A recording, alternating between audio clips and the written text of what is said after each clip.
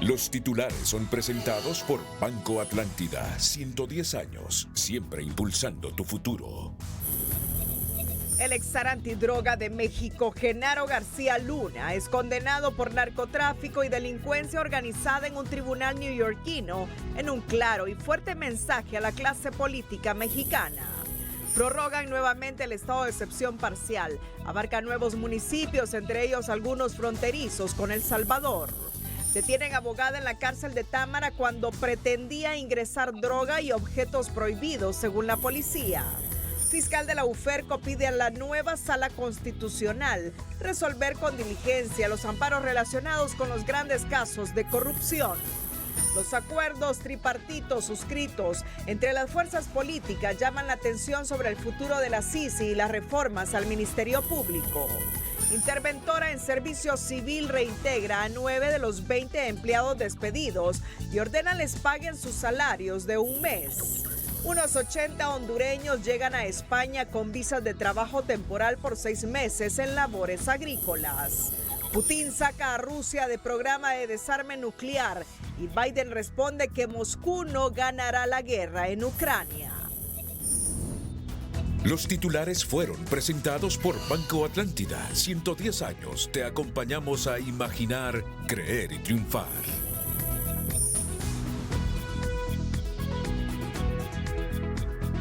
Este es su noticiero TN5 Estelar con Renato Álvarez y Cristina Rodríguez.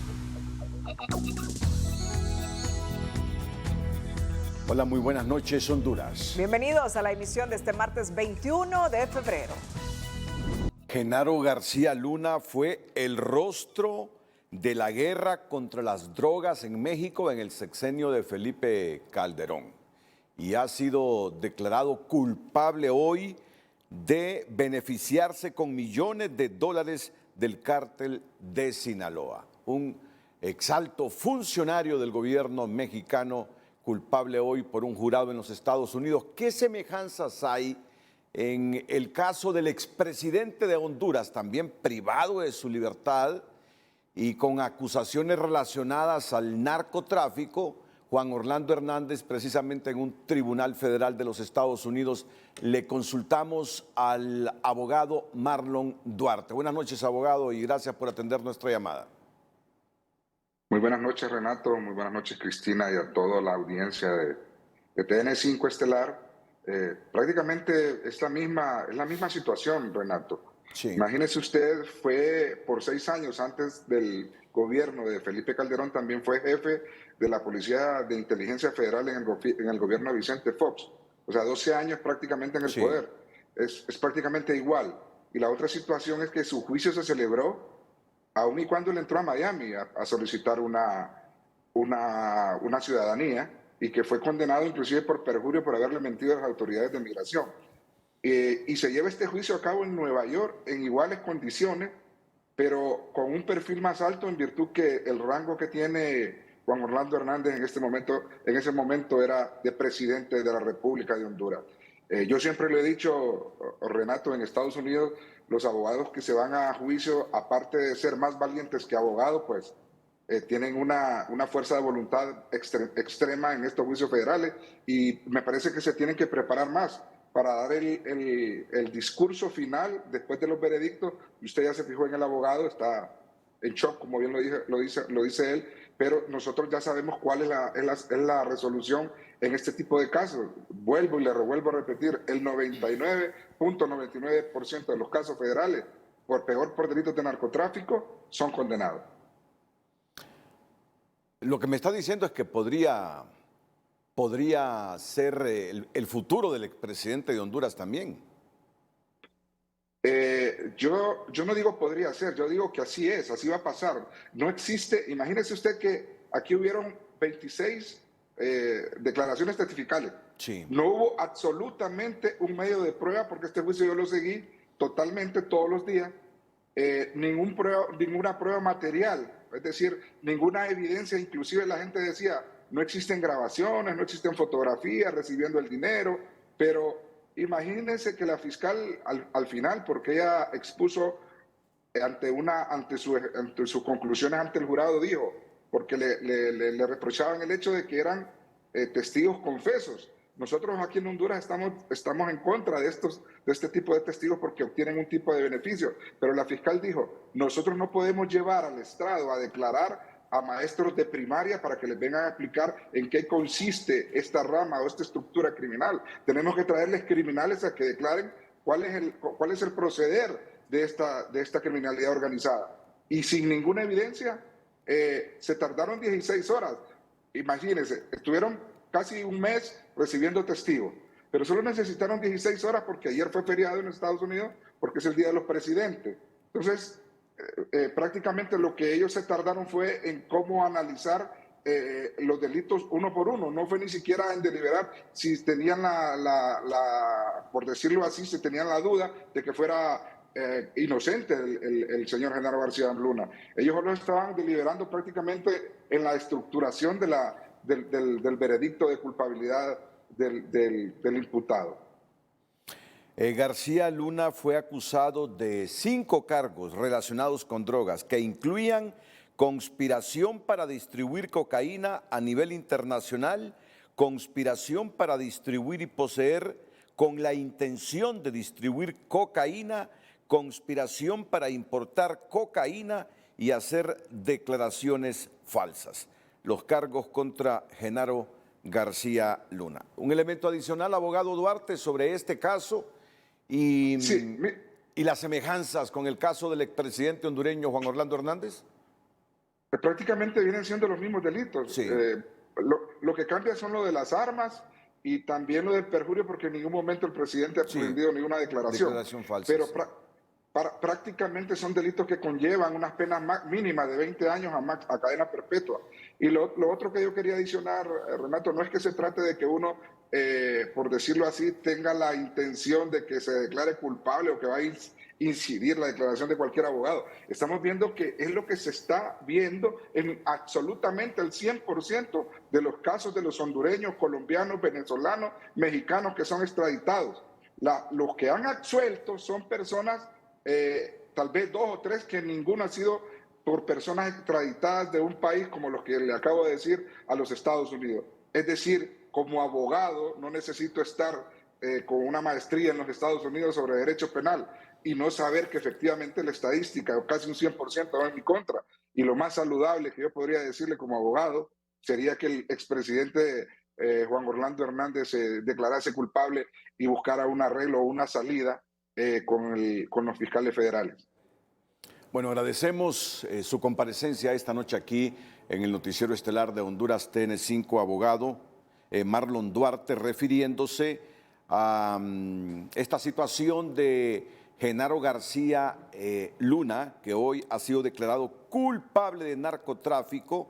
Fue el jefe en la lucha contra las drogas en México en los últimos años. Pero hoy un tribunal federal de los Estados Unidos lo ha declarado culpable y él hacía, me refiero al abogado Marlon Duarte, relación o semejanzas entre este caso de García Luna y el expresidente de Honduras, Juan Orlando Hernández. En nuestra sección de educación financiera te contamos por qué es importante conocer aspectos básicos de las finanzas, pues estudios recientes revelan que 6 de cada 10 problemas económicos familiares provienen de una falta de educación financiera. Educación Financiera es presentada por Banpaís. Este regreso a clases paga todo en cuotas a 0% interés con tus tarjetas de crédito Banpaís. Una costumbre tan sencilla como abrir una aplicación en el móvil y anotar todos tus gastos ayudará a controlar cuánto dinero gastas cada mes y a qué lo destinas. Mantén un equilibrio entre tus ingresos y gastos. Es más rápido y fácil reducir algunos gastos que generar nuevos ingresos. Ahorra un poco cada vez. Haz del ahorro un hábito. Educa a tus hijos sobre el buen manejo de la economía y aprende a disfrutar de la vida y de las pequeñas cosas. Educación Financiera fue presentada por Banpaís. Divídelo todo en cuotas a 0% interés con tus tarjetas de crédito Banpaís.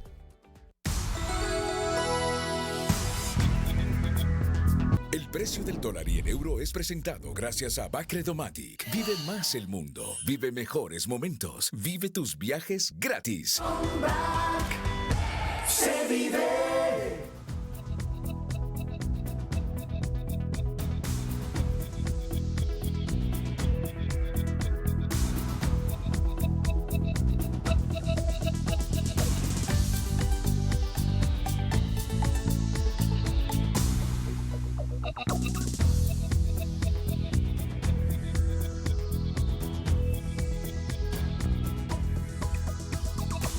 El precio del dólar y el euro fue presentado gracias a Bacredomatic. Vive más fácil con todos los beneficios de tus tarjetas Bacredomatic.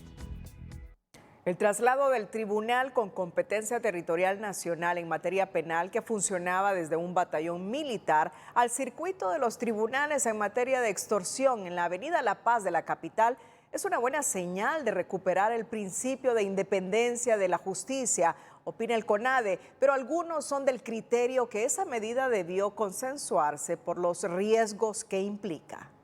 El poder militar al poder civil. El Comisionado Nacional de los Derechos Humanos celebra la decisión de la Corte Suprema de Justicia al ordenar el traslado inmediato del Juzgado de Letras, ubicado en el Fuerte General Cabañas, a la sede judicial de la Avenida La Paz, donde funcionan los tribunales en materia de extorsión, al indicar que es una decisión acertada y la primera muestra de independencia judicial. Es definitivamente una muestra, una primera muestra de independencia judicial y esperamos que esta conducta no solamente sea a nivel administrativo, sino que también en la impartición de la justicia.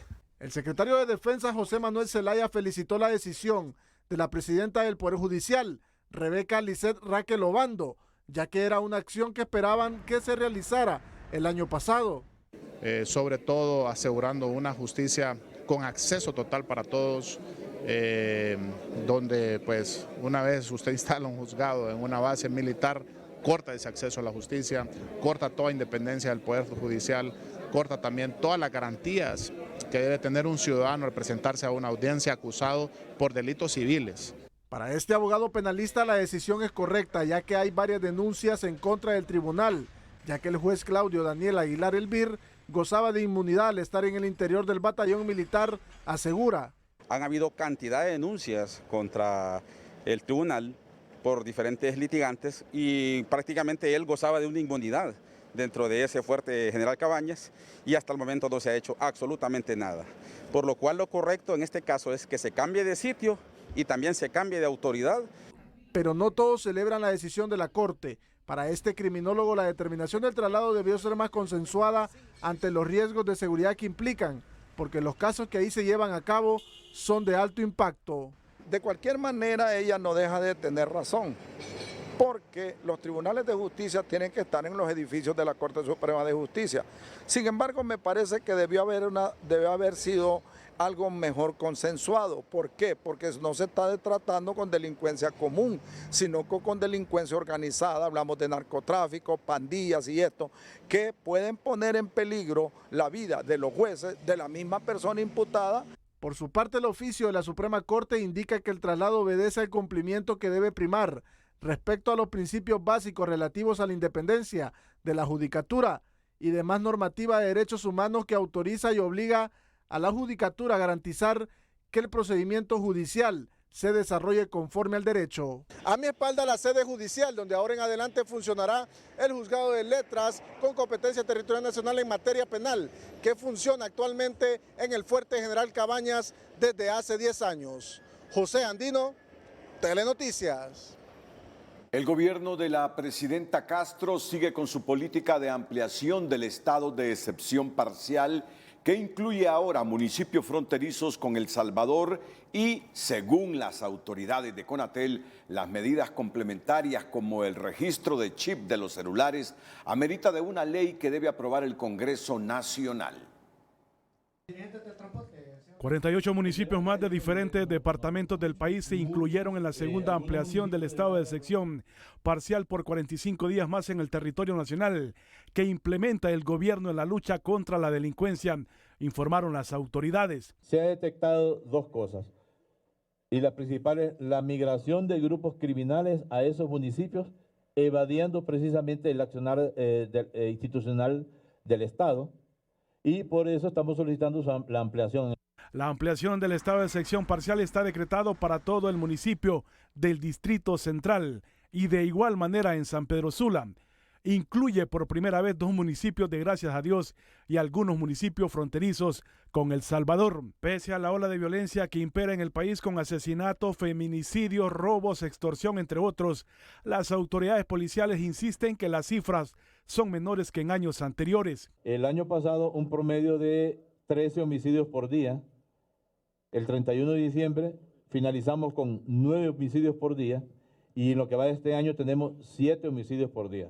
Sigue siendo números muy altos, pero demuestra que vamos por el camino correcto. El gabinete sectorial se reunió con los ministros y asesores delegados por la presidenta Xiomara Castro, a quienes presentaron propuestas y solicitudes para luchar contra el crimen, entre ellas la ampliación del estado de sección y las cámaras del 911. Necesitamos incluir al 911 en este tema, porque tenemos que articularlo, así como otros actores. El registro de los chips de celulares como medida de acompañamiento comenzará hasta que se apruebe una ley en el Congreso Nacional, confirmaron las autoridades de Conatel. Un registro minucioso de la persona, usted o yo o él que adquiera una tarjeta y un teléfono, va a quedar registrado en la base nacional de datos. Pero en esta semana, según me han dicho a mí en el Congreso, van a aprobar la ley. ¿Cómo se llama la ley? La ley se llama Ley para el Control de la Venta de Chip. Otra de las medidas de acompañamiento en la lucha contra la extorsión es el registro de las billeteras electrónicas. Ya llevamos como 200.000 que están plenamente identificadas con factor biométrico y otras con doble identificación. Entonces el proceso va, lo que pasa es que no estaban listas las empresas de billeteras electrónicas. En total hay más de 1 millón de billeteras electrónicas. Según las autoridades policiales, durante el estado de sección se han capturado más de 4.000 personas, 415 de ellas involucradas en estructuras criminales.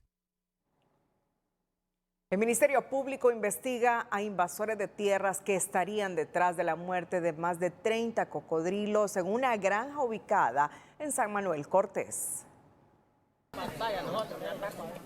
El mensaje de inseguridad que se manda con las invasiones preocupa a la empresa privada. Dirigentes empresariales de la zona norte dicen que desalienta la inversión porque muchas de las tierras invadidas están en producción y con legítimos propietarios, por lo que solicitan que se le haga frente a este flagelo por medio de un proceso de resolución de conflicto de manera expedita y levantan su voz para que intervenga la nueva Corte Suprema de Justicia. El fracaso en esto ha sido que no hemos podido instalar una instancia de rápida resolución de conflictos. Ahí es donde está el impasse. Esperamos que la nueva Corte que recién ha ingresado pues busque un mecanismo más ágil para resolver estos conflictos y que no se degeneren en el tiempo, porque el problema es que justicia tardía no es justicia. ¿Verdad? Esto es lo que debemos de entender. Estas son cosas que debemos de resolver en forma rápida y cuando hablamos de rápida estamos hablando entre 24 a 48 horas. ¿Verdad? No se debe de extender más tiempo de eso cuando hay un conflicto de tierra. Para este representante legal de varios miembros de una asociación de afectados por invasiones, el flagelo se ha agudizado en varios municipios de la zona norte, a tal grado que lo consideran un problema crónico. Imagínense que desde el mes de enero en la zona occidental nosotros tenemos un grupo donde ahí se aglutinan todas las invasiones. Hay 40 invasiones a partir del 1 de enero a la fecha. Entonces imagínense usted, si usted ve Villanueva, usted ve el sector de Cofradía, hace 15 años usted ve lo mismo. ¿Por qué ve lo mismo? ¿Por qué no hay infraestructura? ¿Por qué no hay crecimiento de inversiones? Por el tema de las invasiones. Nadie quiere invertir donde no hay un marco de seguridad jurídica correcto y donde no se aplica la ley. Este economista lamenta cómo esta situación atenta contra la seguridad alimentaria al afectar varias zonas agrícolas, sector que considera debería de desarrollarse tomando en cuenta la situación económica del país.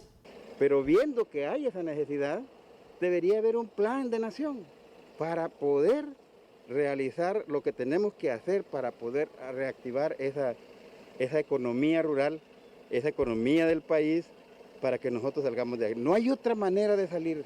Se lo digo como economista, no hay otra manera, si no es reactivando el agro. Estimaciones de la empresa privada indican que son unas 30.000 manzanas de tierra de varios rubros, desde el norte hasta el sur del país, las invadidas.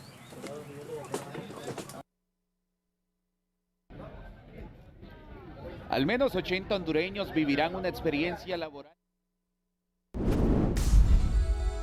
Cuando regresemos con el noticiero líder, arriban al aeropuerto de Barajas en Madrid, España, 80 hondureños que van a iniciar labores de trabajo temporal por un periodo de 6 meses.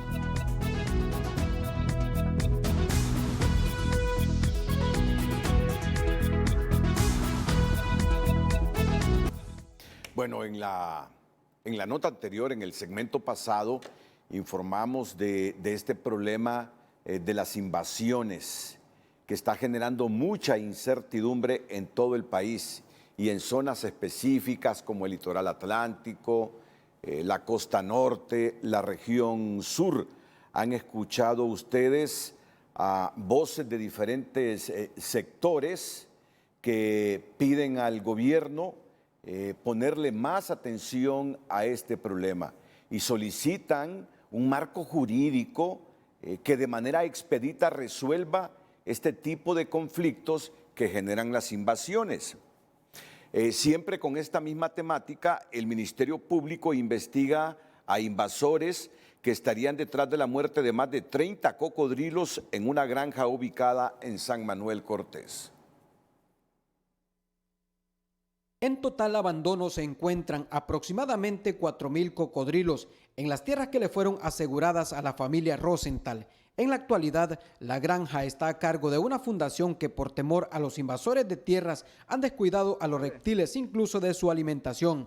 Este fin de semana, alrededor de 30 cocodrilos fueron encontrados muertos por intoxicación adentro de una incubadora. Estamos preocupados por la situación, ya que el fin de semana pasado pues encontramos 30 cocodrilos muertos aquí en una de las piletas y entonces fue donde tuvimos parte de las autoridades para que vinieran a tomar nota de lo sucedido. El Ministerio Público se presentó a las tierras donde tienen su hábitat los animales desde hace varias décadas y en efecto encontró a los cocodrilos muertos, entre ellos uno descuartizado. Bueno, el Ministerio Público a través de la Fiscalía Especial de Medio Ambiente hizo una inspección in situ al sitio donde se denunció que estaban matando o muriendo cocodrilos de una empresa que se ubica en el sector de San Manuel. Y efectivamente se recopilaron evidencias e indicios que están motivando a efectuar qué fue lo que realmente pasó. Si los cocodrilos que encontraron muertos fue producto de alguna circunstancia, alguna enfermedad o efectivamente hay mano criminal. Los representantes de la familia Rosenthal aseguran que la muerte de los animales fue causada por invasores de las tierras. En ese sentido, el Ministerio Público investiga ese señalamiento para deducir responsabilidad penal. Lo que se indica que las personas que están aledañas a la empresa son los que están matando estos cocodrilos, que incluso se están comiendo la carne de los mismos. En ese sentido, se está haciendo todo lo que gira en torno a estos hechos para tener elementos e insumos que permita identificar a estas personas para que la Fiscalía pueda presentar un requerimiento fiscal o determinar si efectivamente es por otras circunstancias. A criterio de los expertos de continuar la inseguridad en la zona, el futuro que le espera a estos cocodrilos es la muerte. Orlín Martínez, Telenoticias. Autoridades de la Secretaría de Agricultura y Ganadería anunciaron que entregarán 1.000 millones de lempiras en bono tecnológico a más de 230.000 familias productoras con el objetivo de aumentar la producción de granos básicos. Bueno, por una decisión de nuestra señora presidenta, el bono tecnológico 2023 lleva una inversión este año de 1.000 millones de lempiras, o sea, 300 millones más que el año pasado. Y pretendemos llegar a una población meta de unos 350.000 pequeños productores. El funcionario explicó que la entrega se realizará durante el mes de mayo y se espera que con este aporte la cosecha incremente. Sin embargo, los pronósticos del clima indican que la producción podría verse afectada por una sequía prolongada en el periodo de la canícula debido al fenómeno del Niño este año. Por su parte, la titular de la Secretaría de Agricultura y Ganadería, Laura Suazo, sostuvo este martes una reunión con su homólogo español, Luis Planes, con quien conversó sobre el préstamo brindado por ese país de alrededor de 90 millones de dólares para el desarrollo del corredor seco. Mire, con España tenemos este proyecto que es el proyecto de desarrollo integral de Occidente, ¿verdad? Que mencioné que son 90 millones de dólares, pero también existen diversas iniciativas, ¿verdad? Nosotros, un tema que está pendiente en Honduras es de seguros agrícolas y España tiene una experiencia de primera. Entonces también es un tema siguiente.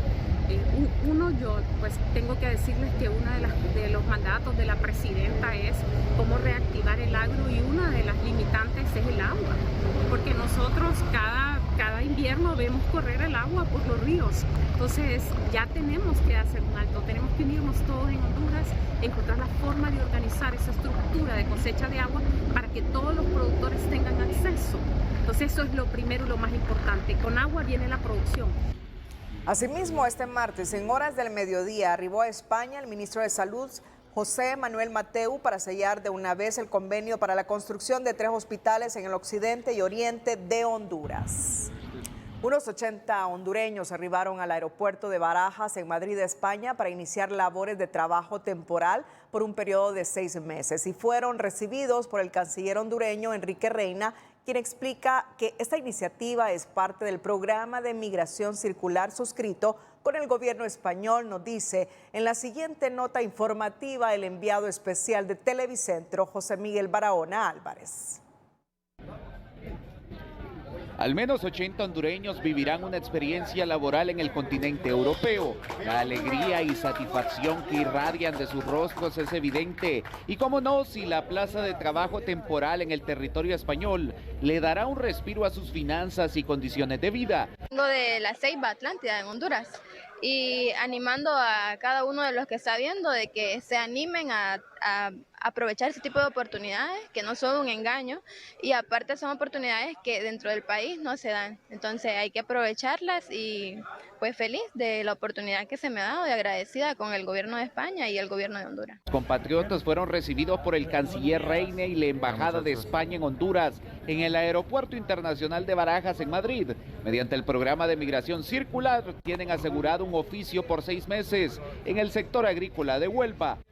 Hemos venido aquí pues con la oportunidad que nos han dado de trabajar en el área de cosecha de fresa, ¿verdad? Entonces para mí es un honor, es una alegría pues que nos den esta oportunidad, ¿verdad? Porque la verdad que sí se necesita. Los hondureños tienen garantizadas todas las condiciones mínimas para una estadía de calidad en España y extender su vínculo en el país dependerá de su rendimiento en el campo, informaron autoridades hondureñas. Ellos tienen una vivienda que se les garantiza, ellos no tienen que pagar vivienda, tienen ahí lo que se les llama su litera, su cama, su colchón, cobijas, abrigo. De hecho, si hay días soleados, tienen prohibido estar bajo el sol, entonces vuelven a meterse y solamente son 6 horas diarias. Queda a disposición de la empresa extenderlo a lo que serían horas extra. Varios de ellos ya vienen por segunda vez. Dado el éxito de la iniciativa migratoria, el programa puede extenderse al sector salud y turismo, agregó el canciller. Hacen naturalmente la mano hondureña de obra ha sido considerada positiva por parte de las empresas españolas, por eso se ha incrementado este número de personas. Es que este programa pueda volver a establecerse para el año próximo, pueda duplicarse y también estamos trabajando con España para que este programa pueda extenderse no solo a trabajos de tipo agrícola, sino también para temas de trabajo en temas de salud que son necesarios aquí en España, y la posibilidad también en un momento que se puedan utilizar para que becarios hondureños que están estudiando aquí en España puedan realizar sus prácticas de manera remunerada. Así que estamos trabajando con España en estos temas migratorios. De esta manera ya son más de 500 los connacionales que se han visto beneficiados con este programa de migración circular.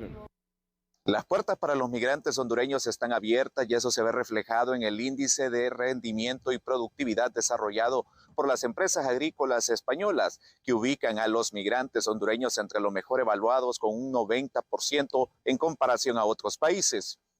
Desde Madrid, España, para Telenoticias en Honduras, José Miguel Álvarez.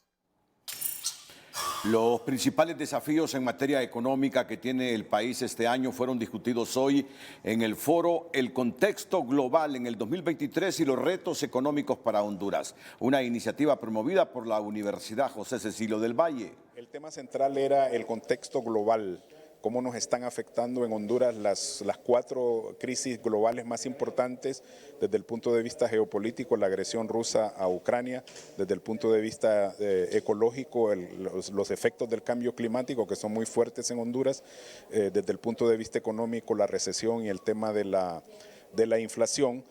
Pero también los impactos que tuvo la pandemia en Honduras que todavía no se han superado. La economista y exsecretaria de Finanzas, Gabriela Núñez, sugirió tomar medidas concretas para anticiparse a la difícil situación que viene. Y sí requiere tomar políticas anticrisis y preventivas, especialmente de protección social, en lo que se refiere a seguridad alimentaria y también protección del sector energía, donde los combustibles también es un factor importante para dinamizar los mismos sectores productivos. De tal manera que creo que el principal reto es desacelerar el crecimiento de los precios internos y por el otro lado también conservar la estabilidad financiera de nuestro sistema. Núñez enfatizó que los indicadores estiman que el menor crecimiento económico que tendrá este año Estados Unidos impactará fuerte en Honduras y se verá reflejado en temas como la inflación. En los primeros 6 meses de la cosecha cafetalera, Honduras registra una caída de 19% en el ingreso de las divisas por exportación de café, disminuyendo de 420 a 337 millones de dólares. Esta caída se debe principalmente a una reducción de $30 al precio del quintal del café, según el informe del Instituto Hondureño del Café y Café, en el que se detalla que de octubre a la fecha se han exportado 1.72 millones de quintales del grano. A pesar de esta fuerte caída, las autoridades del ICAFE mantienen su proyección de que se exportarán 7.2 millones de quintales y se percibirán unos 1.500 millones de dólares, aunque habría que esperar cómo se mantiene el precio en el mercado internacional. En el 2022, Honduras importó casi 66 mil millones de lempiras por conceptos de combustible, según reporta el Banco Central de Honduras, al indicar que ha sido una cifra récord ligada al alza del precio en el mercado internacional. Economía Hoy es presentada por Banco de Occidente. Sueñe, planifique y ahorre. Hágalo en grande con Banco de Occidente. Honduras importó más de 2.700 millones de dólares, casi 66 mil millones de lempiras en combustible durante el 2022, una cifra récord que fue superior en 52% a lo registrado en el 2021, principalmente por el alza en el precio promedio internacional, según el informe del Banco Central de Honduras. Bien, hay que recordar que el año pasado los primeros 6 meses fueron de precios muy altos. Y al final pues se dio un poco hacia la baja, sin embargo, viendo los datos estadísticos del Banco Central, que es al final quien mantiene el recuento proporcionado por la Secretaría de Energía, nos da que hubo un aumento de más de un 50%. Relativamente tiene que ver con precios, ¿verdad? Aumento de precios. Aunque el precio fue lo que más impactó en la factura petrolera, también se registró un incremento en el consumo por más de 500,000 barriles, indicando que las medidas de ahorro no funcionaron, dicen expertos. Creo que todas las medidas que se tomaron no fueron lo suficientemente contundentes y eso provocó pues que a pesar que allá como por julio hubo una ligera baja en el consumo, eso duró solamente un mes y fracción y después se volvió a disparar el consumo cuando el precio de los carburantes comenzó a bajar. A pesar de que los carburantes bajaron por varios meses, esas rebajas no se vieron reflejadas en los productos de la canasta básica. En Honduras no se ve reflejado en lo que es la reducción de los precios de la gran mayoría de productos de la canasta básica o la canasta básica ampliada también, porque estos precios se incrementaron argumentando que había subido el precio de los combustibles, pero cuando el precio de los combustibles se reduce, simplemente ahí ya no operan las leyes del mercado.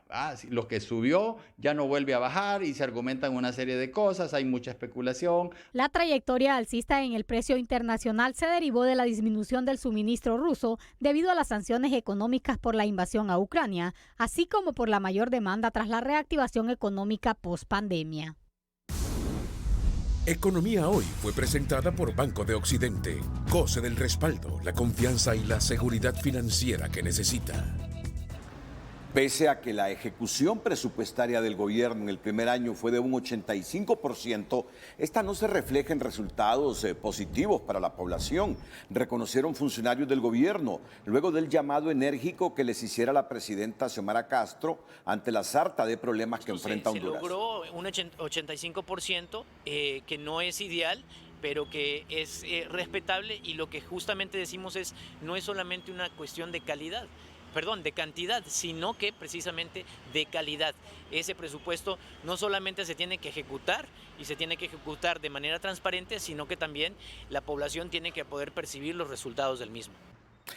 Explican los funcionarios de gobierno que la inversión pública es raquítica porque 53.000 millones de lempiras se destinan para el pago de presupuesto y más de 90.000 millones en pago de salarios. Entonces deben de acudir a los préstamos y reperfilar la deuda que tiene Honduras. Tenemos que ir a recurrir a conseguir préstamos con los organismos internacionales a tasas de interés bajas. Por eso es lo que estaba reperfilando la deuda. Es uno de los temas para que podamos tener espacio y oxígeno donde las cuotas sean menores y eso nos dé un poco de dinero para poder invertirlo. Bueno, estas son las declaraciones que han ofrecido los dos funcionarios de gobierno, tanto el ministro de la Presidencia, Rodolfo Pastor de María y Campos, y Marcio Sierra, que de los ingresos que por tributos tiene Honduras, 53.000 millones de lempiras se destinan al pago de la deuda pública, interna y externa que tiene nuestro país, 53.000 millones de lempiras y más de 90.000 millones de lempiras al pago de salarios. O sea, dicen que al gobierno le queda poco dinero para inversión pública y que por eso tienen que acudir a los préstamos, a contratar empréstitos. Y están conscientes que se hace necesario a partir de ahora tratar de reperfilar esa deuda interna y externa que tiene nuestro país. El presidente de la Cámara de Comercio e Industria de Tegucigalpa, Daniel Fortín, afirmó que a los hondureños no les gustan las tendencias políticas de izquierda o derecha o que se les compare con Cuba y Venezuela, por lo que el gobierno debe estar claro que Honduras es un país de centro que necesita desarrollo. Solo mire los comentarios que se dan cuando se habla de una Asamblea Nacional Constituyente, solo mire los comentarios de la gente cuando se dice que nos vamos a parecer a Venezuela y Cuba. En Honduras no le gusta a la gente ese tipo de tendencias. O sea, yo creo que el gobierno debe estar claro que Honduras es un país de centro, es un país que necesita desarrollo y que necesita realmente salir adelante y no estar en estas cuestiones que si somos un país de izquierda o un país de derecha. El empresario consideró que no es momento de estar con discursos que siembran el temor en la gente, tanto por parte de la izquierda como de la derecha, sino que todos los sectores deben enfocarse en un plan de nación que permita superar los problemas como la pobreza y el desempleo. Luego de sus declaraciones afirmando que le gustaría que Honduras fuese como Venezuela, Cuba o Nicaragua, el secretario de Recursos Naturales, Luqui Medina, matizó este martes su pensamiento al afirmar que el país debe buscar un modelo propio sin dejar de lado las experiencias de éxito de los países de la región. Y hay que construir ese modelo hondureño con las buenas experiencias que hay a lo interno de la unidad latinoamericana con quienes compartimos muchísimo en común. Nosotros insistimos en que en Honduras no deberían haber niños durmiendo en las calles, que la salud debería ser gratuita, en que las condiciones de soberanía alimentaria y que las decisiones que se tomen sobre el manejo de los recursos naturales debe ser ambientado con gobiernos fuertes, con gobiernos que aseguren los beneficios para las grandes mayorías. Más allá del modelo hay que crear uno propio. Las declaraciones del funcionario despertaron gran cantidad de reacciones y cuestionamientos por parte de diversos sectores de la ciudadanía. TN5 en línea es presentado por La Curazao. Aprovecha hoy que mañana es tarde. En febrero ahorra o nunca con descuentos impresionantes. Buenas noches, compañeros televidentes. Qué gusto saludarles. Les comento que este día el debate en las redes sociales ha girado en torno a las declaraciones que ha dado Luqui Medina, secretario de Estado, en donde asegura que ojalá y Honduras fuera como Venezuela. Veamos. ¿Y si no pasa lo de Venezuela, ministro? Ojalá, hombre. No. Ojalá. Que sí. ¿Ya vio cuánto es el ingreso per cápita en Venezuela? No, 4 veces más alto que aquí en Honduras. No me diga. Usted 4 veces. Al venir para acá, usted encontró un montón de venezolanos. 4 veces más alto el ingreso per cápita en Venezuela que en Honduras. ¿Usted está a favor de que no fuéramos como Venezuela nosotros? Pues hay decisiones que hay que tomarlas. Con gobiernos así de fuertes, claro que sí. Pues. Claro que sí. Como Nicaragua, como Cuba. En Cuba ningún niño duerme en las calles. Pues. No quiere ver como Cuba. Este video generó importante cantidad de interacciones. El mismo compañero de gobierno, secretario en Desarrollo Económico, Pedro Barquero, salió al paso para decir en Twitter: el país lo recibimos en muy malas condiciones, pero la salida no es seguir el modelo de Venezuela, ni de Nicaragua, ni de Cuba. No votamos por eso 1.7 millones. Debemos diseñar nuestra propia salida en base a principios democráticos, honradez y transparencia, libertad, respeto a los derechos humanos, al medio ambiente y a la propiedad privada, entre otros. Ramón Cárcamo posteó: ambos son ministros en el mismo gobierno, en el mismo país y con la misma presidenta. Disculpen la pregunta, ¿quién de los tres anda perdido o perdida? Gilbert Bertrand, figura del Partido Nacional, criticó: indigna realmente escuchar este tipo de funcionarios. Si ellos son radicales, más lo seremos nosotros para defender la libertad de Honduras. Aquí los comunistas no tendrán suerte, Luqui. Aquí en las próximas elecciones se van. Franklin Anarriba tuiteó: los modelos económicos exitosos que crean riqueza y aceleran la prosperidad ya se conocen y todos comienzan con una buena gobernanza y libertad personal, económica y firme respeto expedito a la propiedad privada. Alejandro Caballero comentó: el socialismo son principios y preceptos, Pedro. Aquí no vamos a copiar modelos de ningún otro país, por eso no se preocupe, pero sí vamos a construir un país fundamentado en el socialismo basado en nuestra realidad. Primero lo privado debe sujetarse a ser regido por lo público. La comparación que ha hecho el secretario de Estado de Medio Ambiente, Luqui Medina, con Venezuela ha sido sensible no solamente entre los internautas, sino incluso hasta en el mismo gobierno. TN5 en línea fue presentado por La Curazao. Aprovecha hoy que mañana es tarde. En febrero, ahorra o nunca con descuentos impresionantes. Bueno, donde sí hay plena coincidencia con el ministro de Recursos Naturales y el Ambiente, porque ya se le cambió de nombre a esta secretaría, que en principio así se llamaba, pero luego pasó a llamarse Mi Ambiente, ahora vuelve con Secretaría de Recursos Naturales y el Ambiente. Donde sí hay plena coincidencia con él es en relación con el lago de Yohoa, donde el siguiente paso después del desmantelamiento de los muelles es el retiro de los cultivos de tilapia que están en su espejo. Tras el desmantelamiento de los muelles de algunos restaurantes ubicados en los alrededores del lago de Yohoa, el siguiente paso es retirar de la zona a las empresas productoras de tilapia, explican en la Secretaría de Recursos Naturales. Ronda entre unos 6, 7 meses de los alevines introducidos en esa zona. Es el último espacio que tendrán para producir y deberán salir. Ellos están conscientes de la decisión, no es una decisión que terminen de aceptar hasta que nosotros les presentemos la propuesta final que se construye junto a la Empresa Nacional de Energía Eléctrica. Medina explicó que a diario estas empresas lanzan al lago unas 60.000 libras de concentrado y esto produce contaminación y que se analiza la posibilidad de que gradualmente pasen su producción a la represa del Cajón o a Río Lindo. Pueden ampliar su producción en el embalse de El Cajón, que es una zona muy cercana, o en el embalse de Río Lindo, que también es una zona muy cercana, y pueden hacer esa transición para dejar descansar el lago, a quien también le devolveremos la salida natural para caudal ecológico. Se detalló que 3 empresas mantienen en funcionamiento unas 175 jaulas de producción en la zona, 160 de las cuales le pertenecen a una sola de las compañías. Para esta bióloga y ambientalista, las medidas son aceptables pero tardías. Asegura que es mayor el daño ocasionado por los desechos que producen los negocios de la zona.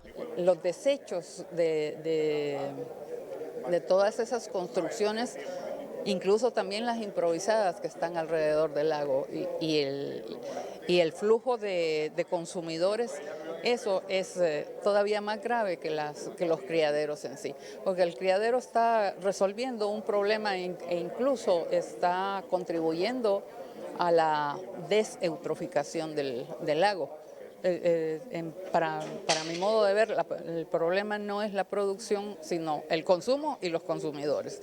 Al respecto, en la Asociación de Municipios del Lago de Yohoa señalan que ya tomaron cartas en el asunto y que realizan acciones puntuales para el mantenimiento de esa área protegida de Honduras. Nosotros estamos manejando, o por lo menos desarrollando unos proyectos que tienen que ver con el tema de educación ambiental, con la parte de promocionar la gestión integral de residuos sólidos, generar un relleno sanitario o 2 rellenos sanitarios en la cuenca del lago de Yohoa que pueda ser compartido por un poco más de 6 o 7 municipios, al igual que proyectos que van orientados al tema de emprendedurismo, el tema de monitoreo de calidad de agua.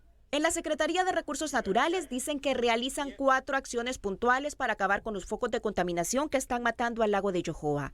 El traslado de las empresas productoras de tilapia fuera del espejo del lago, investigaciones del impacto ocasionado por algunas empresas mineras del departamento de Santa Bárbara, frenar la deforestación de la zona y enfocarse en el manejo de desechos sólidos de los negocios y restaurantes que rodean el lago. Gabriela Lobo, Telenoticias. Más adelante le informaremos, capturan a una abogada que intentaba ingresar drogas y objetos prohibidos a cárcel de Támara. Pero antes, con el fin de promover a los emprendedores que ofrecen iniciativas, proyectos y soluciones tecnológicas e innovadoras, surge la primera edición del Bazar Tech, que se desarrollará este sábado en las instalaciones de Expocentro, simultáneamente con el Bazar del sábado. Surge la necesidad de muchos emprendedores dentro del segmento digital que no han tenido una plataforma para mostrar sus productos, sus innovaciones. Entonces, gracias a Televicentro Emisoras Unidas hicimos esta alianza y con muchos patrocinadores más tendremos este evento el sábado 25 de febrero, donde tendremos muchísimos emprendedores dentro del segmento digital que incluyen muchísima gente que ha creado cosas como aplicaciones, telecomunicaciones, hackers, marketing. La verdad es que hay muchísimas cosas interesantes. Esperamos el apoyo de todas las personas, de las empresas que utilicen nuestras herramientas, que prueben las herramientas, que se den cuenta que hay un talento local importante que hay que apoyar y que hay que desarrollar, porque es una industria que tiene mucho potencial para crear productos exportables que generen algo bien importante en el PIB del país. Lo que se busca es que las empresas que requieran determinados servicios digitales otorgan a este tipo de emprendedores oportunidades de empleo. Nuestra sección del emprendedor está dedicada a una zapatería familiar en Danlí que ha logrado posicionarse como un buen referente en ese mercado regional. El emprendedor de hoy es presentado por Banco Ficosa, por ti un grupo sólido y regional. Brian Alexander Vilches es un joven que ha luchado por alcanzar sus sueños. Sus padres se separaron cuando solo era un niño y creció con muchas limitantes económicas. Sin embargo, esta situación no fue obstáculo para que lograra superarse. Su padre le enseñó el oficio de la zapatería y con mucho esfuerzo culminó su educación secundaria, trabajando de día y estudiando por la noche. Gracias a este oficio, se matriculó en la Universidad Nacional Autónoma de Honduras Tecnológica Danlí. Ahora está a punto de recibir su título como licenciado en enfermería. Primeramente salir adelante, tratar de ser alguien en la vida, esforzarme y gracias a Dios que se me está dando la oportunidad de poder de graduarme como licenciado en enfermería. Brian comenta que con su teléfono celular hacía las tareas, ya que con lo que gana como zapatero no le alcanzaba para comprarse una computadora. Sí, con un celular estuve casi toda mi carrera. Trabajando con el celular o a veces con compañeros que me prestaban sus computadoras para poder trabajar, pero esto no es una limitante para poder esforzarse y seguir adelante. Entonces yo les invito a todos los que me están viendo que se esfuercen, que quizás una computadora que no sea su limitante para poder salir adelante. Está comprobado que cuando se quiere se puede. Brian Vilches es un ejemplo de superación y su historia debe de servir de inspiración para otros jóvenes. Con las utilidades de este pequeño taller de zapatería está a punto de recibir su título como licenciado en enfermería. Edin Portillo, Telenoticias. El emprendedor de hoy fue presentado por Banco Ficosa, por ti un grupo sólido y regional.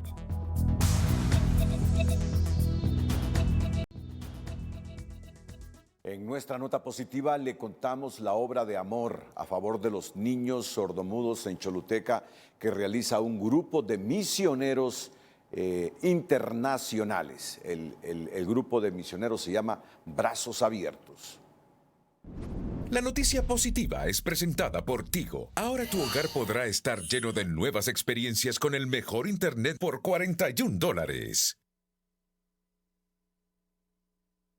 Los miembros de la misión internacional Brazos Abiertos y Lab 318 dotaron de un aula virtual a la Escuela Unidos por Amor en Choluteca, un centro educativo de niños sordomudos, un sueño imposible para ellos, pero posible para Dios, uniendo sus hilos de amor. Nos habló de una aula de informática para que los niños, ¿verdad?, con incapacidad auditiva y por ende no pueden hablar, pudieran tener otra manera de comunicarse a través de la computadora. Ahí es donde nace este proyecto Unidos por Amor. Este salón al comienzo estaba completamente, básicamente no podían usarlo, en el sentido no había aire acondicionado, el calor, la electricidad no estaba bien. Entonces lo que hicimos fue, ¿verdad?, a través del Ministerio LA 318, remodelamos completamente este salón como un laboratorio para computadoras, para que los estudiantes en un momento dado de sus clases pueden llegar a este salón y tener las otras maneras de poder aprender. La directora Esmeralda Gallardo dijo que les será más fácil educar a los niños e incentiva a los padres para que matriculen a sus hijos. Bueno, pues estamos contentas, felices, agradecidas con Dios primeramente, ¿verdad? Porque este proyecto, pues desde que se inició, nos confirma una vez más que está en las manos de Dios, son los propósitos de Dios y Él nos ha bendecido grandemente. Pues es algo muy importante porque los niños pueden aprender más fácilmente y a los educadores también podemos enseñarles mejor, con mejor facilidad. Y así agradecen los niños de la Escuela Unidos por Amor. Sin duda alguna que el Señor siempre obra para bien. Desde Choluteca, Karen Sauceda, Telenoticias. La noticia positiva fue presentada por Tigo. Ahora tu hogar podrá estar lleno de nuevas experiencias con el mejor internet de 45 megabits por $41. Elementos de la Dirección Policial Antimaras y pandillas contra el crimen organizado DIPANCO capturaron en las últimas horas a una profesional del derecho identificada como Ana Mercedes Sosa, de 44 años de edad, mientras intentaba ingresar varios envoltorios con supuesta droga y otros objetos prohibidos al módulo de máxima seguridad del Centro Penal de Támara. Los alucinógenos y los demás objetos fueron encontrados en 2 latas de pintura que la detenida pretendía ingresar al reclusorio, las cuales contenían compartimientos falsos en el fondo, donde también iban ocultos otros artículos como un encendedor, varias hojas de cegueta, una lima y varias memorias USB, las cuales van a ser objeto de minuciosas investigaciones, anunciaron las autoridades policiales.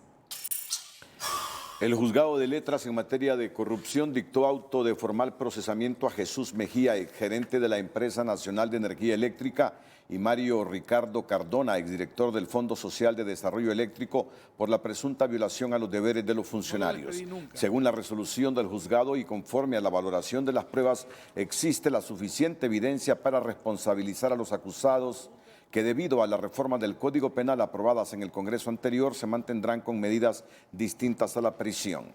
En cambio, deberán presentarse periódicamente a firmar el libro de registro. El gerente de la ANE, Jesús Mejía, y Mario Ricardo Cardona, ex empleado del Fondo Social de Desarrollo Eléctrico, omitieron algunos lineamientos de verificación de proyectos y ahora son imputados por abuso de autoridad. El fiscal jefe de la Unidad Fiscal Especializada contra Redes de Corrupción UFERCO, Luis Javier Santos, exteriorizó en Twitter que la Sala Constitucional de la nueva Corte Suprema de Justicia tiene un gran desafío: impedir que continúe la impunidad en casos de corrupción, aplicando un debido control constitucional en amparos pendientes como el caso Pandora, la red de diputados, la caja chica del hermano, corrupción sobre ruedas, entre otros. Solo en el caso Pandora, 38 personas fueron imputadas en el caso Pandora por delitos de abuso de autoridad, fraude, malversación de fondos, lavado de activos y falsificación por un monto superior a $15.5 millones, presentado con el respaldo de la desaparecida Misión de Apoyo contra la Corrupción y la Impunidad, MAXI. Los acuerdos suscritos entre los partidos Libre, Nacional y Liberal para garantizar la elección de la Corte de Justicia y de paso amarrar los otros nombramientos de segundo grado empieza a generar suspicacias en algunos sectores, en especial lo relacionado con la CICI y las reformas que se requieren o que se quieren hacer al Ministerio Público. De los 8 puntos del acuerdo político tripartidista para desenredar la madeja de la elección de magistrados del Poder Judicial, los últimos 3 numerales empiezan a generar suspicacias y preocupaciones entre muchos hondureños. Y en el acuerdo que se firmó se estableció que en los próximos organismos a nombrar 2 este año y como 6 el próximo año, se va a respetar esa proporción del 1, 1 y 1. Repartición de cargos de elección de segundo grado entre Libre, Partido Liberal y Nacional, que no se quedaron ahí al acordar la reforma constitucional que propuso la diputada de Libertad y Refundación, Hortensia Zelaya, para el arribo de la CICI al país, lo que por lógica legislativa sugiere ratificar el convenio con Naciones Unidas hasta el 2024, cuando el país ya esté inmerso en la campaña político-electoral. Espero que no sea esta un motivo para generar demoras para que se firme dentro de los 6 meses, como se plantea en el memorándum de entendimiento, el convenio entre el gobierno de Honduras y Naciones Unidas para tener una CICI independiente en el país. En el numeral 8, y sin entrar en muchos detalles, el acuerdo propone reformas a la ley del Ministerio Público y ya trasciende que de fondo está la intencionalidad del tripartidismo de cubrirse las espaldas unos a otros al nombrar 2 fiscales adjuntos o darle rango constitucional a la dirección de fiscalías y así convertirla también en un cargo de elección de segundo grado. No encuentro qué utilidad puede tener el crear un fiscal general adjunto adicional al existente. Y tampoco le encuentro sentido que se eleve a nivel constitucional el cargo de director de fiscalía. Por eso, si no se aclara para qué se están haciendo estas propuestas y cuál es la razón en que se fundamentan para plantearla, definitivamente esto, en principio, no se le ve ni pie ni cabeza. Nombrar 2 fiscales adjuntos o elevar la categoría del director de fiscales equipara las fuerzas en el Ministerio Público, donde ninguno de los 3 partidos políticos tiene ventaja y cada uno tendría su peón para defender a sus parciales envueltos en actos reñidos con la ley. Lo que se pretendería con esto es limitar o boicotear el trabajo que pueda hacer el fiscal general de la República, que debe tener dentro de sus atribuciones el poder nombrar a un director de fiscales o elevar a un fiscal, a director de fiscales que sea afín a su forma de trabajo, a su método de trabajo y que no esté boicoteando su trabajo, que no esté engavetándole expedientes. Lo que sí queda claro es que a partir de ahora los cargos de elección de segundo grado será entre 3 partidos políticos, pues el partido de gobierno, o sea, Libertad y Refundación, ya entró a la fiesta y con el mismo saco y corbata y hasta con las mismas zapatillas que antes usaban liberales y nacionalistas. Ulises Aguirre, Telenoticias. La Asociación de Fiscales del Ministerio Público continúa con la protesta a nivel nacional en demanda de aumento salarial en base al índice inflacionario que ya publicó el Banco Central. En las últimas horas, a las jornadas de brazos caídos se sumó personal del Departamento de Medicina Forense. Con la incorporación de medicina forense a esta lucha, también la sociedad debe saber que hay otras afectaciones. Los usuarios, las entregas de cadáveres, las pericias relacionadas a agresiones sexuales, a otras auditorías forenses, contables, todas esas cuestiones, esa afectación debe de serse atribuible a la irresponsabilidad u omisión del fiscal general por la falta de respuesta, aun cuando tiene capacidad de darnos, porque es un derecho que de manera anual se debe retribuir al trabajador lo que corresponde mínimo por costo de vida. Si en los próximos días no tienen respuesta del fiscal general, los trabajadores no descartan recrudecer las medidas de presión y paralizar en cualquier momento todas las actividades de institución que cuenta con más de 3.000 empleados. La Fiscalía emitió este lunes un comunicado en donde establece que esta decisión está en manos del Congreso Nacional, a quien expusieron la necesidad de un incremento en el presupuesto para satisfacer estas demandas que consideran justas. Fuentes ligadas a Casa Presidencial confirmaron a Telenoticias que la Junta Interventora de la Dirección de Servicio Civil, que nombró la presidenta Xiomara Castro, luego de las diferencias entre el director y la subdirectora de esa dependencia, suspendidos por tiempo indefinido por la gobernante, decidió en las últimas horas reincorporar a 9 de los 20 empleados despedidos que participaron en el zafarrancho del pasado 31 de enero. La decisión de la interventora, además del reintegro, conlleva el pago salarial de los 20 días suspendidos. Esta tarde, los empleados reincorporados ingresaron de manera triunfal a la Torre 1 del Centro Cívico Gubernamental. Los 11 empleados restantes no fueron reintegrados por ser del Partido Nacional, reveló la fuente consultada. Por ahora continúa el trabajo de la interventora para determinar qué pasó entre el director Leonardo Bu y la subdirectora Miroslava Serpas. El presidente del Congreso Nacional, Luis Redondo, anunció en sus redes sociales la celebración de importantes reuniones para la creación de la carrera del funcionario público legislativo, asegurando que va a forjar historias de éxito que fortalezcan la institucionalidad legislativa. La dirigencia del transporte público de la capital inició el proceso para conocer las ofertas de las empresas que prestarán el servicio para la modernización del sector en relación a la implementación de un sistema de recaudo electrónico y videovigilancia en los autobuses. El día de hoy toda la dirigencia está reunida viendo la exposición de una de las empresas, estamos bien avanzados, los próximos días estaremos viendo otras y en los días anteriores hemos estado viendo otras para tomar la mejor decisión. Recuerde, en base también a lo que emana la ley que nos regula, y estamos con el Instituto Hondureño de Transporte Terrestre avanzando en este tema para mejorar el transporte público de la capital. El dirigente del transporte, Jorge Lanza, dijo que ha faltado voluntad política para llevar a cabo el proceso de modernización del transporte, oportunidad que ven ahora con el actual gobierno. Pero en este momento hay voluntad de parte del gobierno y de parte de nosotros los transportistas, que siempre le hemos tenido la voluntad. El pueblo se merece un mejor servicio, un mejor transporte, un transporte más organizado, y que esto venga a garantizar más que todo la inversión nuestra y las utilidades nuestras. Los transportistas estarían tomando en los próximos meses, junto con las autoridades del Instituto Hondureño del Transporte Terrestre, la decisión acerca de qué empresa estaría prestando el servicio para dar mayor seguridad a los pasajeros. Jennifer Girón, en nuestra sección de tecnología, nos cuenta que si bien los autos eléctricos contribuyen a mejorar la calidad del aire, bueno, no solo ayudan a mejorar la calidad del aire, sino que también ayudan a nuestra salud. Aquí nos especifica. La sección de tecnología es presentada por Jet Stereo. Rodéate de posibilidades con los Laptop Masters en Jet Stereo cuando quieras lo mejor. Que los autos eléctricos favorecen una mejor calidad del aire es lo que todos saben, pero que además ayude a reducir emergencias cardiorrespiratorias es lo nuevo anunciado por científicos de Estados Unidos.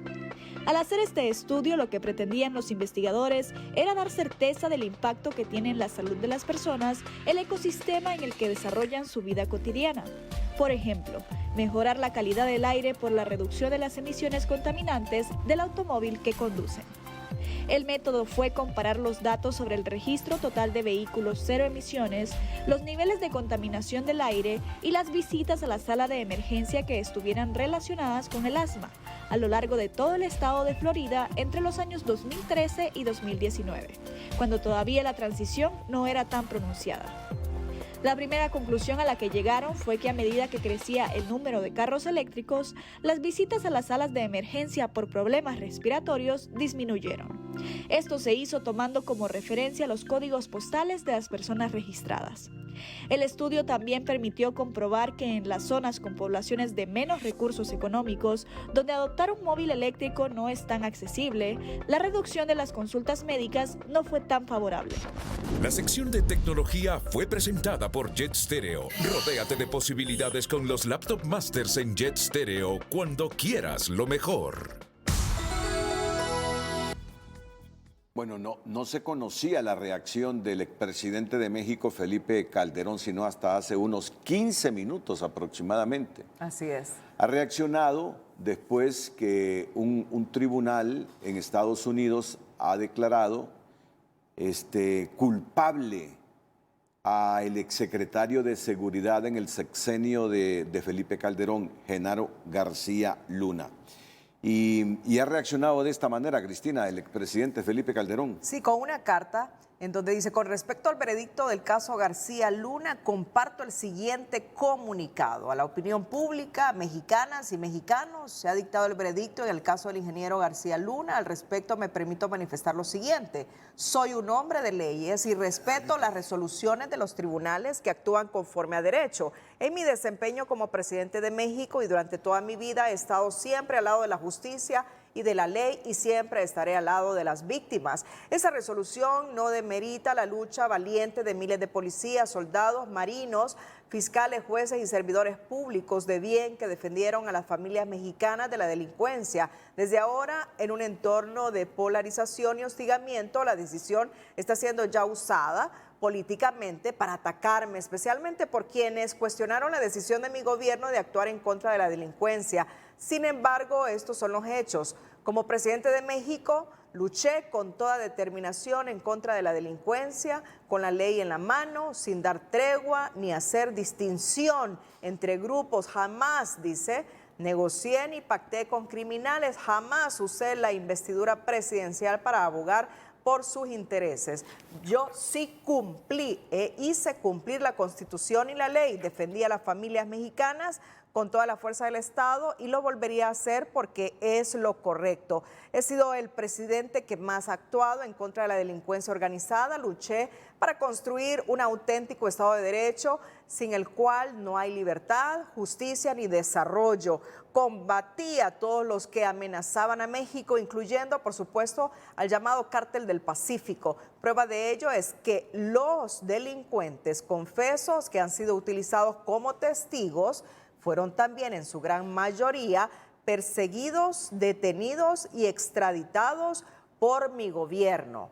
Bueno, es la reacción de Felipe Calderón, el expresidente mexicano, luego de que su secretario de Seguridad, en ese sexenio que él fue presidente, fuera declarado culpable de narcotráfico en un tribunal de Estados Unidos, Genaro García Luna.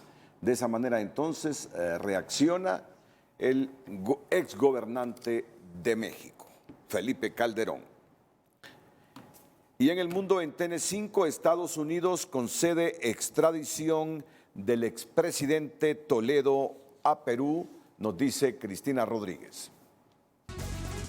Más de 150 docentes del sistema de educación media a distancia denuncian a las autoridades departamentales de Francisco Morazán por exigir certificado de pertenecer al Partido Libre para otorgar plazas docentes. Aseguran ser víctimas de abuso y discriminación en el proceso de selección magistral.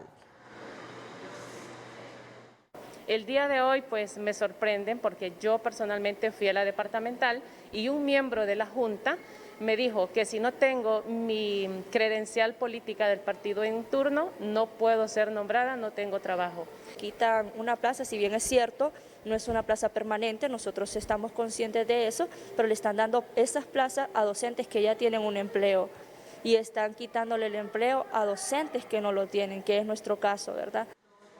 Los maestros de educación secundaria se unieron para interponer una denuncia formal ante el Ministerio Público, considerando diferentes abusos y agresiones a los derechos organizacionales de la docencia que, según explican, han sido violentados. Existen algunos casos concretos que sería bueno que lo sepan, como por ejemplo un pariente de la presidenta de la Junta de Selección que va nombrada aún cuando ya tiene una plaza. Entonces no entendemos cuál es la postura del gobierno en la cual nos dicen que nosotros no podemos ser nombrados, pero en la departamental están haciendo otra cosa. El ministro dice se acabó la fiesta, pero la departamental está diciendo la fiesta está comenzando. Los afectados exigen intervención de las autoridades gubernamentales para que les otorguen las horas laborales que mantenían hasta la semana anterior, antes de suspenderles la modalidad de plaza que ostentaban. Bueno, la denuncia la han presentado en la dirección departamental los maestros Edith Solórzano, Suyapa Maradiaga y Sergio Iscoa, que son justamente los que hemos escuchado aquí. Pero fueron más de 150 docentes del sistema de educación media a distancia los que han denunciado a las autoridades departamentales de Francisco Morazán por exigir certificado de pertenecer a Libre para otorgar plazas docentes. Este día fue juramentado el nuevo rector de la Universidad de Agricultura de Catacamas, flanqueado por el secretario del Congreso Nacional, Carlos Zelaya, y el presidente del Legislativo, Luis Redondo.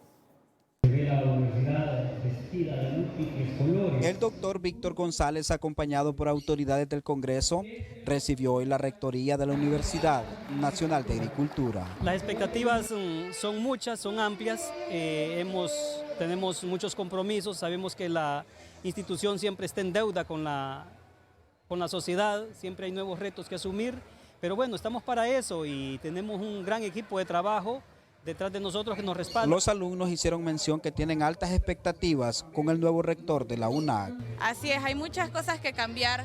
Creo que con pocas cosas que vayan haciendo se irá notando el cambio. Entonces hacemos un llamado a ellos para que trabajen de la mano de docentes, sindicatos y sobre todo estudiantes, que somos los que les damos vida a esta institución. Es un nuevo reto. Y pues son nuevas oportunidades que se nos presentan, una lucha de hace más de 7 años que estamos tratando de sacar adelante. El presidente del Congreso aseguró que la UNAC tiene el apoyo del Congreso y que trabajarán de la mano para un mejor desarrollo en esta casa de estudio. Se ha nombrado un nuevo rector, se ha juramentado un nuevo consejo de la universidad y también después de tantos años que no había representación de los estudiantes, también hoy se han nombrado y se han juramentado estos estudiantes. Primero se brindó apoyo a través del acompañamiento del Congreso Nacional. Vamos a acompañar, vamos a dar el soporte si es que así lo requieren y si no, pues entonces vamos a estar atentos a cualquier llamado en este sentido. Finalizó diciendo González que asume este cargo con mucha responsabilidad. Bueno, con mucho compromiso, algo de nerviosismo, ¿verdad? Yo creo que es natural. Esta casa de estudio cuenta con su nuevo rector, el doctor Víctor González. Está trabajando desde ya para poder poner en alto el nombre de la misma. Alex Ordóñez, Telenoticias.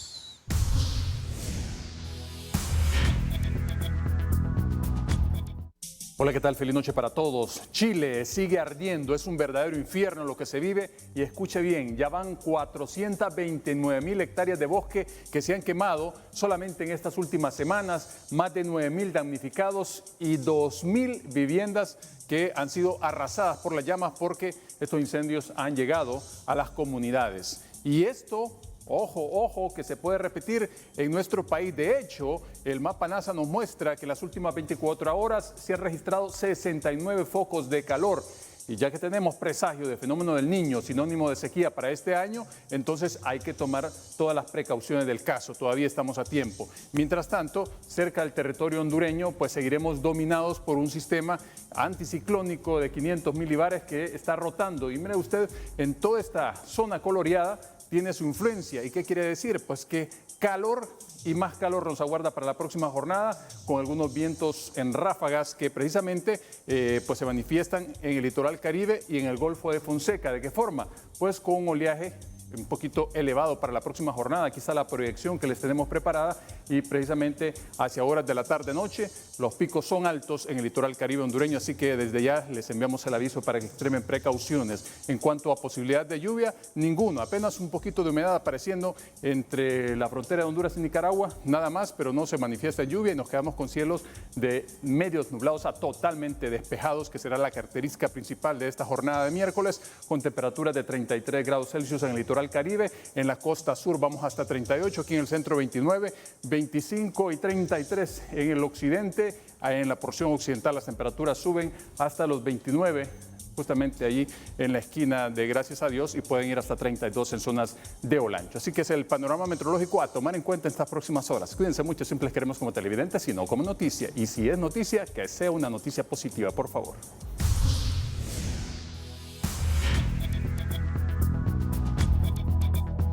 A continuación, el hecho, la frase y la imagen del día con Telma Mejía.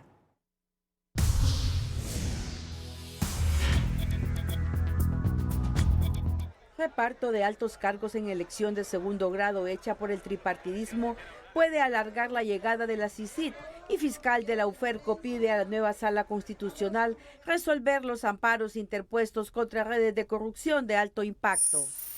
Esta es la propuesta del gobierno a los cultivadores de tilapia en el lago de Yohoa. Pueden ampliar su producción en el embalse de El Cajón, que es una zona muy cercana, o en el embalse de Río Lindo, que también es una zona muy cercana, y pueden hacer esa transición para dejar descansar el lago, a quien también le devolveremos la salida natural para caudal ecológico.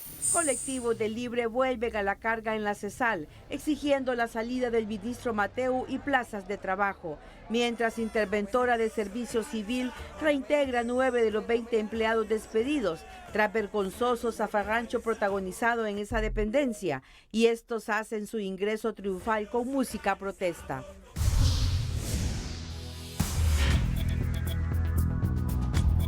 Bueno, al inicio de esta emisión noticiosa informamos que el gobierno de la presidenta Castro amplió el estado de excepción parcial.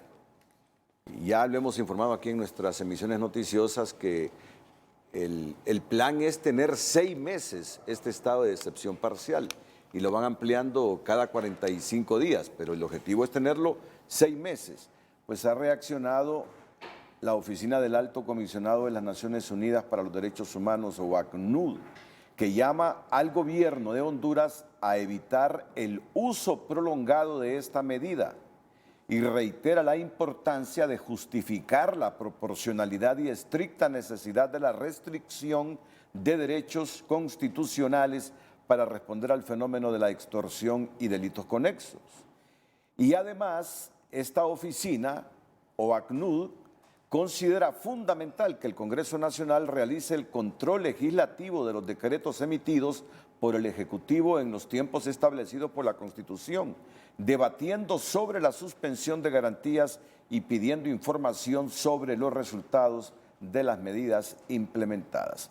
Así es que la Oficina de Naciones Unidas, del Alto Comisionado de las Naciones Unidas para los Derechos Humanos, o ACNUD, llama al gobierno de Honduras a evitar el uso prolongado de esta medida de estado de excepción en la que se restringen algunas libertades. Así que ya llevamos 3 ampliaciones. Con esta, con la de hoy, son 3 ampliaciones ya. Y el objetivo es que dure 6 meses, pero se irá ampliando cada 45 días. Cerramos la emisión estelar. Gracias por su fiel sintonía. Nos despedimos con las 5 de TN5. Feliz noche.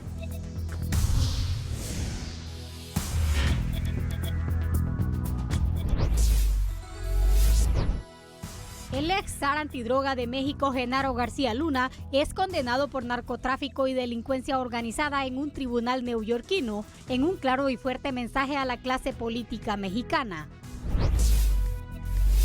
Prorrogan nuevamente el estado de excepción parcial, abarca nuevos municipios, entre ellos algunos fronterizos con El Salvador. Detienen a abogada en la cárcel de Támara cuando pretendía ingresar droga y objetos prohibidos, según la policía. Unos 80 hondureños llegaron a España con visas de trabajo temporal por 6 meses en labores agrícolas. Putin saca a Rusia del programa de desarme nuclear y Biden responde que Moscú no ganará la guerra en Ucrania.